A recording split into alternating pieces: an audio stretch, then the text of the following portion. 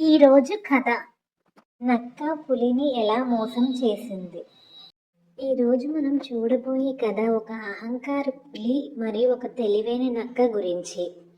ఒక పెద్ద దట్టమైన అడవిలో ఒక పులి ఉండేది. అది చాలా బలవంతం. అడవిలోని అన్ని జంతువులు దాన్ని చూసి భయపడేవి. పులి ఎప్పుడు గర్వంగా చెప్పేది, ఈ అడవిలోని నేనే రాజు, నన్నెవరూ ఎదిరించలేరు. అడవిలోని జంతువులందరూ భయంతో జీవించేవారు. తెలివైన నక్క ప్రవేశం. ఒకరోజు అడవిలోకి కొత్తగా ఒక నక్క వచ్చింది.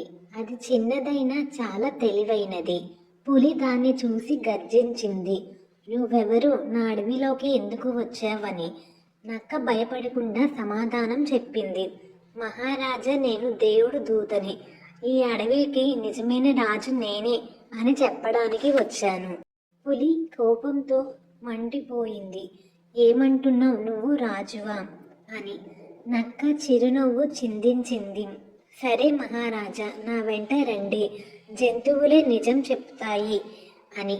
పులి గర్జిస్తూ నక్క వెంట నడిచింది.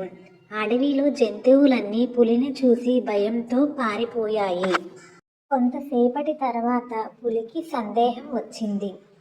అది అడిగింది, నువ్వు ముందుకి నడువు, నేను వెనక నడుస్తాను అని. అప్పుడు జంతువులు నక్కని మాత్రమే చూసి ఎవరు పారిపోలేదు. పులికి నిజం అర్థమయ్యింది. అది కోపంతో గర్జించింది, నన్ను మోసం చేశావు అని.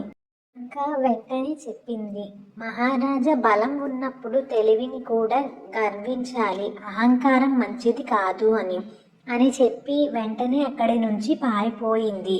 పులి ఆలోచించింది, నిజమే, నేను అహంకారంగా ప్రవర్తించాను.